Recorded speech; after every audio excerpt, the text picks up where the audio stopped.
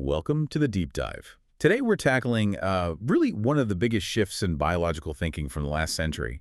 It's all about where natural selection actually happens. We're getting into the idea of the selfish replicator. It's this. Well, it's a challenging concept that argues the fundamental unit of life, the thing selection really acts on, is the gene. Not the individual animal, not the group, not the species. Right. And the source material we're digging into today, it doesn't pull any punches. It basically says Darwin's 1859 work made everything before it. Well, scientifically worthless for answering why are people. That's the claim. A complete revolution. And our mission here is to unpack what that means, especially for things like selfishness and, maybe surprisingly, altruism, all viewed through this genetic lens. Now, the famous title is the selfish gene. But you argue, and the author argues, that the key word isn't actually selfish. Yeah, that often trips people up. The crucial word is gene. But selfish is what gives it that cold feeling, isn't it? That sense of ruthlessness. It does. It evokes that. But think about it. Anything that natural selection favors will end up looking selfish just because it's succeeding in replicating itself. If species were the unit, we'd talk about selfish species. Ah, I see. So the selfishness is almost a side effect of being successful at replicating. Exactly. The real argument, the intellectual leap, is identifying what is being selected. It's the gene that has the properties needed to be the unit. Okay, so why not the individual organism? That feels more intuitive. We see individuals struggling to survive. Or why not the group? Like animals holding back for the good of the species. Well, those ideas, like limiting births for the good of the species, were actually pretty common misunderstandings that this whole gene-centric view was written to correct. Right. The issue is stability and longevity across evolutionary time. Individuals, well, we die. Groups change or dissolve. Species go extinct. Genes, or at least the information they carry, can potentially persist for millions, even billions of years, copied down through generations. They have the longevity, the copying accuracy, the fidelity, needed to be the thing that selection truly shapes over deep time. The sources use this great analogy, the Necker cube, to explain this shift in thinking. It's a useful starting point. You know that line drawing of a cube, you look at it and it seems to flip perspective. Yeah, back and forth. So both perspectives are valid ways of seeing the same lines. The gene view and the individual view are a bit like that, two ways of looking at the same biological facts, both compatible with the data we see. But the argument isn't just that they're equal alternatives, is it? The gene view is presented as, well, more powerful. That's the core claim, yes. The Necker cube analogy is maybe a bit too gentle. The argument is that shifting your perspective fully to the genes level, thinking about the replicator's interests, leads to this sort of transfiguration in understanding. Transfiguration. Meaning it opens up new ways of thinking. It lets you formulate new hypotheses, new testable ideas about behavior, like why animals might help relatives or why they fight in certain ways that you just wouldn't arrive at if you only thought about the individual's survival. Before we get into the nitty-gritty of the biology, we should probably touch on that emotional reaction again. People really do find this idea disturbing, cold, even nihilistic. Yeah, it's a common reaction. One publisher apparently lost sleep over it, but the response in the text is pretty clear. Science describes what is, not what we wish was. Right. Truth isn't always comforting. Exactly. The universe doesn't owe us warmth or purpose, but understanding the mechanism, understanding the why from a scientific perspective, doesn't actually take away the warmth or purpose we find in our own lives, our human relationships and goals. That's a really important point. It's a scientific explanation, not a prescription for how to live. And actually, as we'll see later, understanding the programming might even give us the tools to consciously override parts of it. Okay, let's get into the details of this replicator then. Okay, so the gene is the replicator. What makes it so successful? What are the criteria it meets? Okay, so for anything to be a successful unit of selection, it needs three key things. First, longevity. It's got to stick around long enough to be copied. Makes sense. Second, fecundity. It needs to make copies of itself, preferably lots of copies. The reproduction rate. And third, this is crucial, copying fidelity. It has to make accurate copies. Not perfect, you need some errors for evolution, but accurate enough. And DNA nails all three of these. Spectacularly well. It's this incredibly long molecule, the double helix, built from just four simple chemical bases, A, T, C, and G, adenine, thymine, cytosine, guanine. The genetic alphabet. Exactly. And the sequence of those letters, the information. A gene, in this view, is basically a chunk of that sequence long enough and stable enough to meet those three criteria: longevity, fecundity, fidelity, and it exists in many copies across the population in the gene pool. You mentioned fidelity being crucial. Why is accuracy so important? Wouldn't just copying really fast be the best strategy? Well, imagine you copy fast but make lots of mistakes. After a few generations, the original successful message is just gone, lost in noise. Okay. High fidelity means that when a good sequence, a beneficial adaptation arises, it sticks around. It can be preserved over millions of years. That's the basis of its immortality, even though the bodies carrying it are temporary. So what's the gene's job then? What does it actually do in the cell? Its main gig, really its only direct job, is to supervise the making of proteins. It's like a blueprint. The DNA sequence gets transcribed and translated from that 4-letter nucleotide code into the 20-letter amino acid code. And amino acids build proteins. Right, and proteins do everything. They're enzymes, they're structural components, they build us. Everything else, like an eye or a wing, is an indirect consequence of which proteins get made, where, and when. This leads to the idea that genes don't act alone. They're part of, a team. Cooperative gangs. Yeah, that's a good way to put it. The rowing crew analogy is helpful here. Think of the body as a boat, and genes are the rowers. Okay. Each seat in the boat represents a specific job, and the different versions of genes, the alleles, are like rival candidates competing for that seat. So different versions of the gene for, say, eye color. Exactly. Now, the boat moves fastest, it survives best if all the rowers pull together effectively.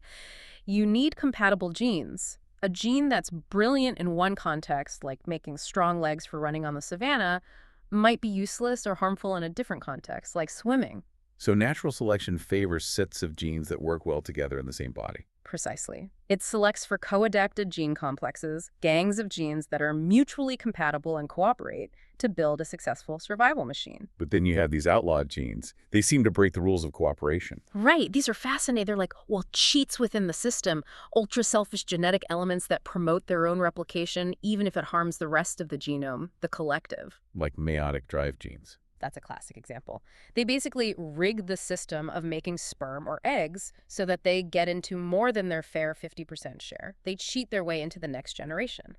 And what about things like junk DNA or parasitic DNA, stuff that doesn't even make proteins? From the gene's point of view, some of that might be brilliantly successful. Think of transposable elements, pieces of DNA that can copy themselves and jump around the genome. Okay. If they can do that without causing too much damage, without killing the organism, they're just successful replicators hitching a ride. They might be useless passengers from the organism's perspective. But from their own perspective, they're winning. Exactly, they're replicating. If a gene can spread itself, selection at that level favors it. It highlights that the gene's interest isn't necessarily aligned with the organism's overall well-being. This self-interest perspective must also apply to big biological questions like, Well, like sex. why sex? It seems inefficient. Oh, it's a huge puzzle from the individual's viewpoint. If you reproduce asexually, like an aphid budding off copies, you pass on 100% of your genes. With sex, you only pass on 50%. That's a massive cost. Why dilute your genetic contribution? Early theories often fell back on group benefit. Sex is good for the species because it shuffles genes, helps adaptation. But the gene-centric view has to reject that group argument. It does. It reframes the question. It asks, is there a gene for sexual reproduction? And does that specific gene manage to propagate itself more effectively than its rival allele, the gene for asexual reproduction? So it's about the gene's own success, not the species. Yes. If the shuffling and recombination that sex provides gives the sex gene an advantage in the long run, perhaps by creating novel combinations that survive better or escape parasites more effectively, then that gene will spread even with that 50% cost to the individual organism carrying it. Okay, that gene-level focus also helps with another puzzle. Aging. Why do we get old and die? The simple idea that it's to make room for the next generation is group selection thinking, and it's dismissed here. The accepted explanation comes from Sir Peter Medawar, a really elegant idea. What was his theory? He argued that aging, senile decay, is basically a byproduct. It's caused by the accumulation in the gene pool of genes that have bad effects, but effects that only show up late in life. Late-acting deleterious genes. How do they avoid being eliminated by natural selection? Because selection is strongest on things that affect reproduction. A gene that kills you before you reproduce gets wiped out fast. Obviously. But a gene that causes, say, cancer or heart failure at age 70 or 80, well, by then you've likely already reproduced. You've passed that gene on. Selection is effectively blind to it, or at least much weaker. So these late-acting harmful genes just slip through the net generation after generation and accumulate. Exactly. And their combined effect, manifesting later in life, is what we experience as aging or senescence. That's quite a chilling thought, but it also leads to some, well, pretty wild speculations about increasing lifespan based on this theory. The sources mentioned two purely as thought experiments based on the logic. First, since selection acts before reproduction, you could theoretically increase lifespan by delaying reproduction. Imagine a society that only allowed people to reproduce after age 40. Then, generations later, only after 50, then 60. Over centuries, this would impose strong selection against genes causing problems before those ages. You'd be actively selecting for longevity. Wow. Impractical, obviously, but the logic follows. Completely impractical, yes, but it shows lifespan is tied to reproductive timing. The second idea is chemical. Maybe you could fool the genes. Fool them. Well, if late-acting genes are switched on by certain chemical changes that happen as we age, maybe you could identify those chemical triggers. If you could then somehow mimic the chemical environment of a young body within an older body. You might prevent those harmful genes from ever getting the signal to turn on. That's the speculation. Both ideas just underscore that aging isn't necessarily programmed for a purpose. It's more like a consequence of selection's diminishing power later in life. Okay, so the gene is the programmer, the long-term player. And the body, our body, is its vehicle, the survival machine. How does the programming actually work, given the time lag? Right. This time lag is fundamental. Genes work slowly by building proteins, which build cells, which build bodies. That takes months, years. But behavior happens fast seconds, milliseconds.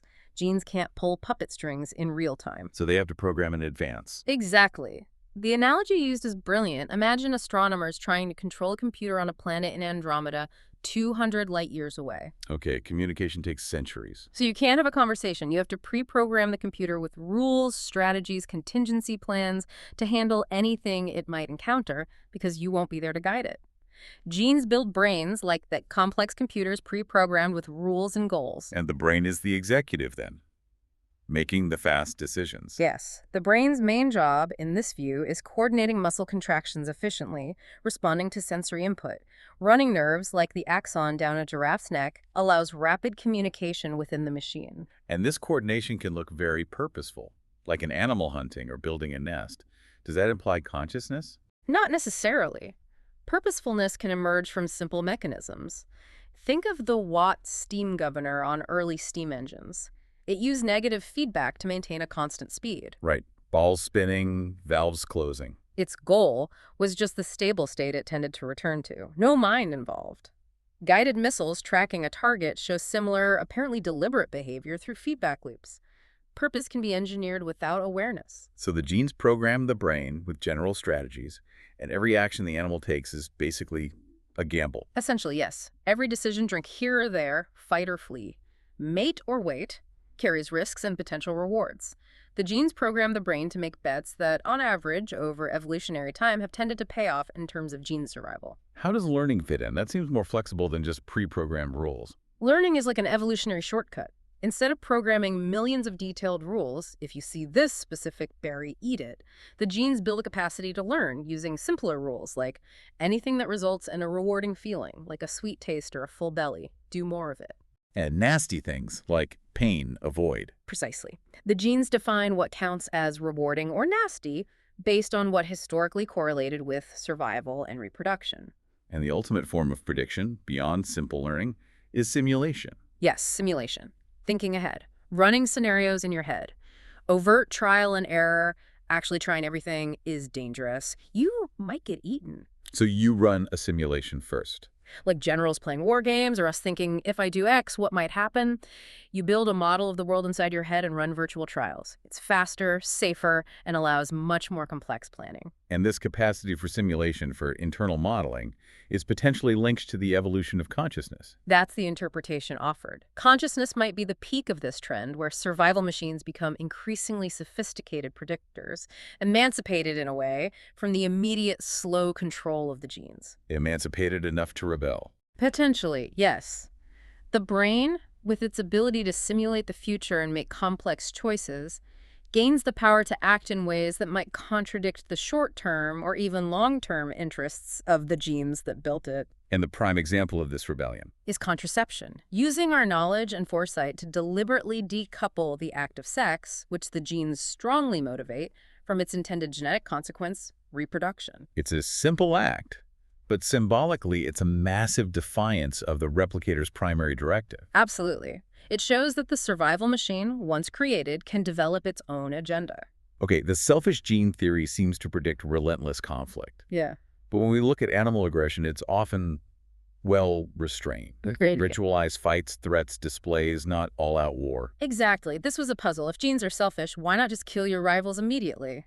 Early observers like Konrad Lorenz thought it must be for the good of the species. Restraint prevents wiping everyone out. But that's group selection again. Right, which the gene-centric view rejects. We need a model based on individual or gene advantage. And that model is the evolutionarily stable strategy, the ESS, developed by John Maynard Smith. So what is an ESS? It's basically a strategy, a behavior rule, that if most members of a population adopt it, it cannot be beaten by any other alternative strategy that might arise through mutation. It's stable against invasion, immune to cheating from within. Let's walk through the classic hawk versus dove example to see how it works. Hawk always fights hard, dove just threatens and backs down if attacked. Okay, and we need some payoff points. Let's say winning a resource is worth plus 50 points, getting seriously injured is -your 100, and just wasting time in a display costs -10. Right. So if everyone is a dove, A dove meets another dove, they Yeah. posture, waste time, -10, eventually one gives way. Average payoff, maybe around plus 15, half win 50, half lose 10, minus time cost. But now introduce one hawk mutant the hawk meets all these doves. and wins every single time, plus 50 points, no risk. The hawk strategy spreads like wildfire, so pure dove isn't stable.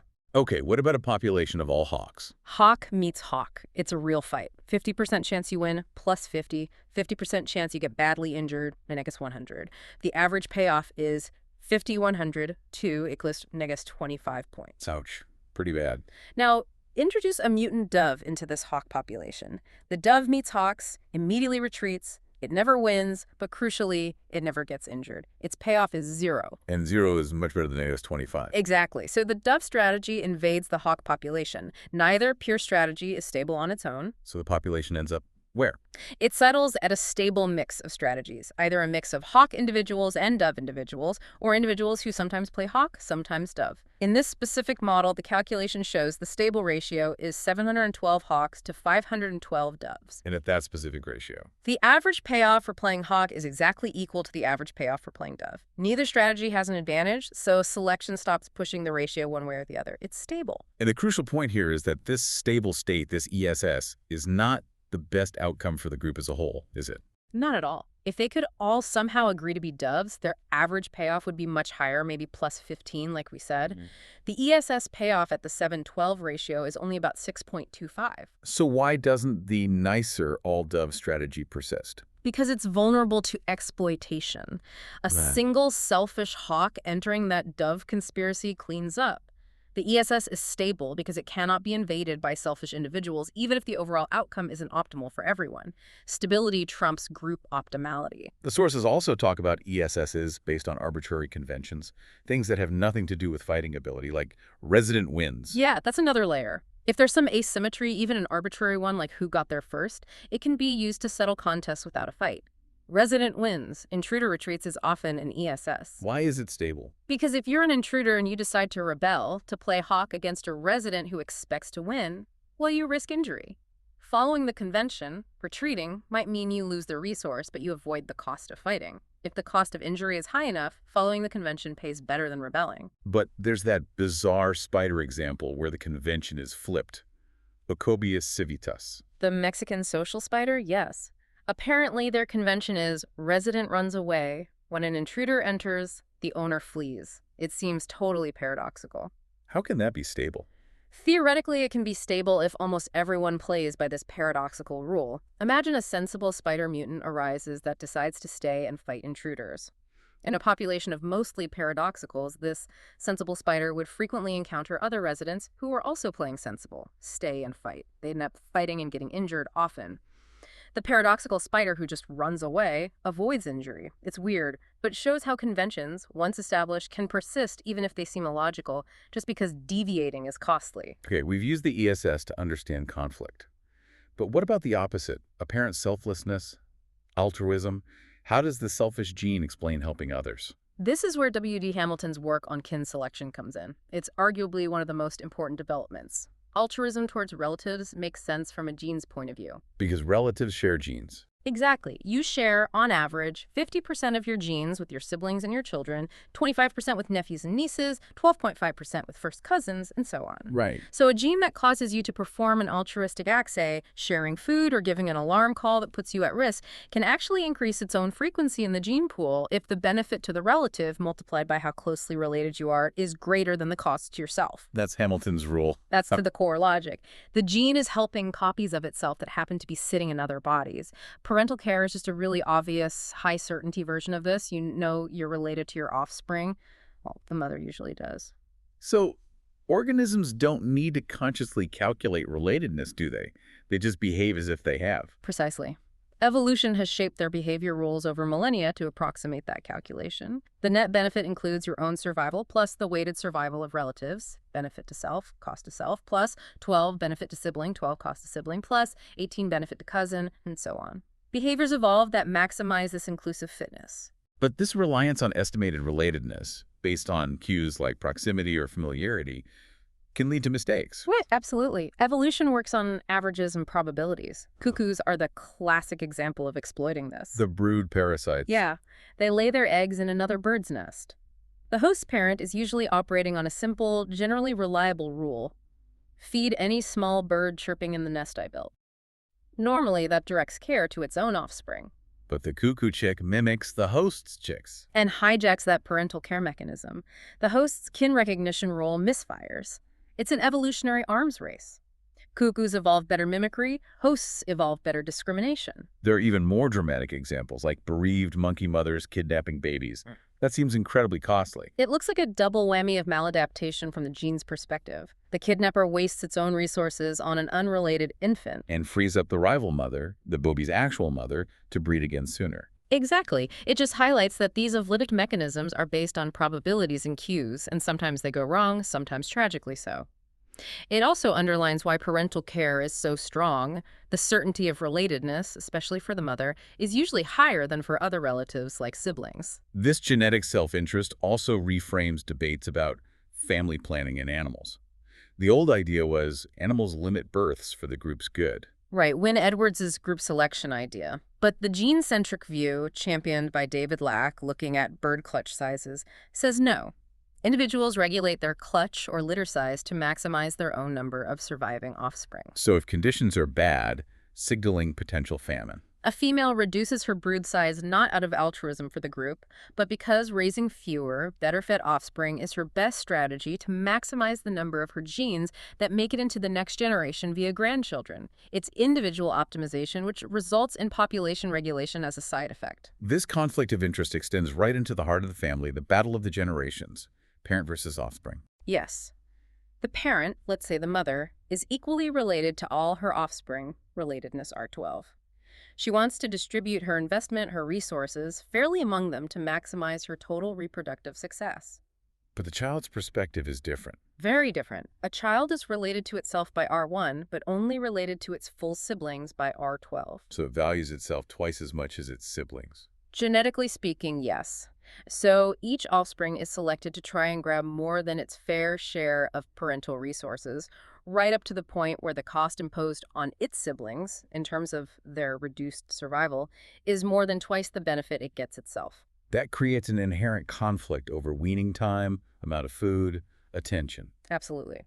The parent wants to stop investing sooner to save resources for future offspring. The current offspring wants investment to continue longer. It's a battleground defined by those different coefficients of relatedness. This even explains the sad logic of the runt of the litter. Good. Why might it sometimes give up? From our perspective, we expect it to fight to the end. But genetically, if the runt is so weak that the parental investment it requires could be used much more effectively by its healthier siblings, more than twice as effectively, then a gene in the runt that says give up if you're falling too far behind could actually spread. Because that gene has a 50% chance of being in those siblings it saves. By dying gracefully, the runt ensures the survival of copies of its genes in stronger vehicles. It's maximizing its inclusive fitness, grim as it sounds. Okay, if there's conflict within families, the battle of the sexes between unrelated mates must be even more intense. Fundamentally mutual exploitation. That's the starting assumption, yes. Ideally, from a purely selfish gene perspective, each partner wants to invest as little as possible in raising offspring and get the other partner to do the work while maximizing their own mating opportunities elsewhere. And often, because males produce cheap sperm and females produce expensive eggs and usually provide more care, males are positioned to be the primary exploiters. That's often the pattern we see. Things like the Bruce effect in mice, the male scent, causes a female pregnant by another male to abort. Clearing the way for his own genes. Or male lions killing cubs sired by previous males when they take over a pride. Brutal but effective gene-level strategies to avoid investing in rivals' offspring and speed up access to females. So what can females do? What are their counter strategies? One is the domestic bliss strategy. Right. This involves the female forcing the male to invest heavily before she agrees to mate.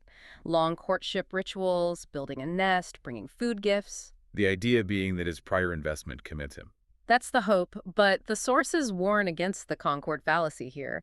Just because you've sunk costs doesn't logically mean you should continue investing. It probably works mostly because if most females demand this high investment, play coy, it makes it costly and difficult for males to just mate and abandon. It limits the success of philanderers. What's the alternative for females? The he-man strategy. Yes. Here, the female basically gives up on getting any help with raising the kids. Instead, she focuses entirely on getting the best possible genes from the father. So she becomes extremely choosy. Extremely choosy. She uses her mating power to select males based purely on indicators of genetic quality, health, strength, viability. And this intense female choice drives the evolution of things like peacock tails, which leads to Zahavi's handicap principle. Exactly. This is such a cool idea. Why would females prefer males with traits that seem like massive disadvantages? Huge tails, bright colors that attract predators, costly antlers. It seemed counterproductive for survival. Zahavi's insight was that these traits evolve precisely because they are handicaps.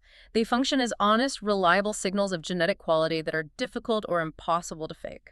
Only a genuinely superior male one with excellent genes for health, foraging, parasite resistance could possibly afford to survive and thrive despite carrying such a costly handicap. The tail essentially says, look how fit I must be to manage this ridiculous, burdensome thing. It's a costly signal that proves the male's underlying quality. We've followed the gene's influence inside the body, within the family, between mates. Now we zoom out to the broadest concept, the extended phenotype. Genes affecting things outside the body. Yes, this really stretches the conventional view. Normally, we think of the phenotype as the body itself, eye color, behavior patterns, etc. The extended phenotype says a gene's effects are all the effects it has on the world that influence its own survival, whether inside or outside the organism. So the gene's reach extends beyond the body wall, like animal constructions. Perfect examples. Think of a beaver dam. It's a huge structure, radically altering the environment. That dam is arguably as much a part of the beaver's phenotype, controlled by beaver genes, as its teeth or tail. Or a caddisfly larva building its little house out of stones. Right. The specific choice of stones, the shape of the house, these are behaviors programmed by the larva's nervous system, which was built by its genes. So the house itself is a phenotypic effect of caddis genes. It feels like a stretch to talk about a gene for stone selection in the same way we talk about a gene for wind shape. It's indirect, absolutely. Genes make proteins. Proteins build nervous systems generate behavior. Behavior manipulates the environment. But the causal link is there. If different genes lead to different house designs, and those designs affect survival, then selection acts on those genes via their extended phenotypic effects. The body wall is just an arbitrary boundary. Okay, that makes sense for artifacts. But the really mind-bending part is genes in one organism affecting the body of another organism, like parasites manipulating their hosts. This is where it gets really fascinating. The example given is snails infected with fluke parasites. The infected snails often grow thicker shells. Which you might think is the snail's defense response. But the argument is that the shell thickening is actually controlled by the parasite's genes. The fluke genes are manipulating the snail's physiology to build a stronger shell, presumably for the parasite's own protection or benefit within the snail. So the thick shell is part of the fluke's extended phenotype expressed in the snail's body. Exactly. It forces us to ask, what really distinguishes a parasite from just part of the host? And the answer comes down to the route of replication. How the genes get passed on. Yes. If the parasite genes travel in the same reproductive vehicle as the host genes, like mitochondria, which were once separate bacteria, their interests align, they cooperate. But if the parasite genes have a different exit route, like the fluke needing to leave the snail to infect a bird, their interests diverge. They are selected to exploit the host to maximize their own separate transmission. The extended phenotype becomes exploitative. We started with genes, the original biological replicators. We end now by considering a totally different kind of replicator, one that drives the much faster evolution of human culture. The meme. Right. Culture evolves, like languages change, ideas spread, technologies develop way faster than genes do. This cultural evolution needs its own replicator. The soup isn't the primordial ocean anymore. It's the environment of human brains and communication. And the replicator itself, the unit of imitation, is termed the meme. Yes, coined in the source material, rhymes with cream. A meme is anything that spreads via imitation, a tune, an idea, a catchphrase, a fashion, a skill, a religious concept. And memes, like genes, are subject to a kind of natural selection. They compete for limited resources, space in our brains, time for transmission. They are selected based on the same criteria: longevity, does the idea stick around? Fecundity, does it spread to many minds? And copying fidelity, is it copied accurately enough to remain recognizable? A catchy tune has high fecundity. A complex skill might have high fidelity but lower fecundity. Exactly. And sometimes a meme's success depends purely on its own properties, not necessarily its truth or usefulness. The Auld Lang Syne example is great for this. The common mistake people make singing it. Yeah, singing for the sake of Auld Lang Syne, instead of just for Auld Lang Syne. Why did that sake of version spread so well? The argument is phonetics. Plausibly, yes. The 6 and K sounds in sake are quite percussive and conspicuous. A child learning the song or someone hearing it faintly might latch onto that more prominent sound pattern, even if it's technically wrong. The mutant meme spreads because it's inherently more catchy or noticeable, regardless of meaning. Fascinating. It shows meme survival isn't always about quality. Now, shifting from tunes to social strategies, the ESS concept we discussed for genes also applies powerfully to cultural evolution, especially through game theory, like the prisoner's dilemma. Absolutely. The standard prisoner's dilemma, played just once, logically leads to mutual defection. Both players do better betraying the other, even though mutual cooperation would yield a better collective outcome. Right. The shadow of the future changes everything. Robert Axelrod's famous computer tournaments explored this. He pitted different strategies against each other in round-robin IPD competitions. And the surprising winner was one of the simplest strategies. Pit for tat, TFT. Amazingly robust. TFT's rules are simple. Cooperate on the first move, then just do whatever your opponent did on the last move. What made it so successful? It embodies 3 key traits. 1, it's nice, it never defects first, it always starts cooperatively. 2, it's retaliatory. If the opponent defects, TFT immediately punishes them by defecting on the next move. But 3, it's forgiving. It only holds a grudge for 1 move. If the opponent switches back to cooperation, TFT immediately forgives and cooperates too. And it's also non-envious. Yes, that's subtle but important.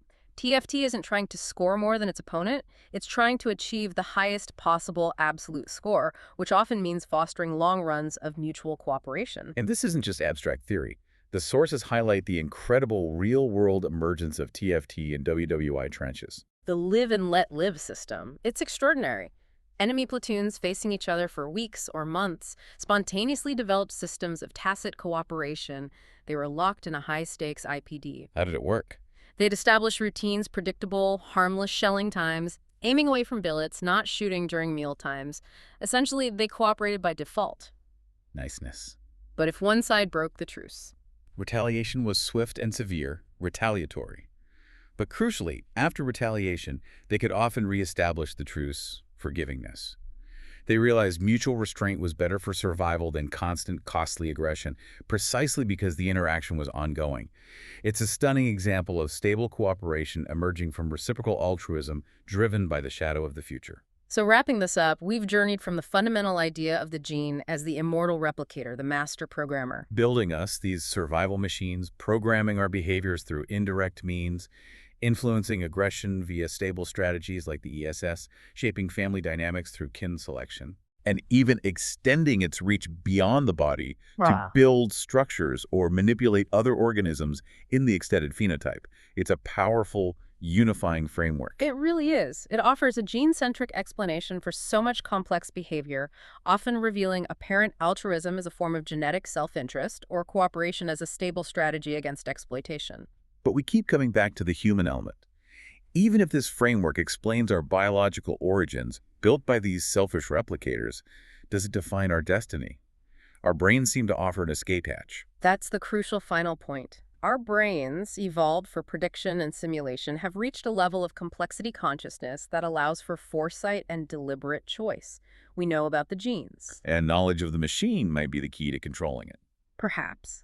The trend towards emancipation from direct genetic control culminates in a brain that can learn, simulate, and understand its own origins. Which brings us back to that simple act of defiance: contraception.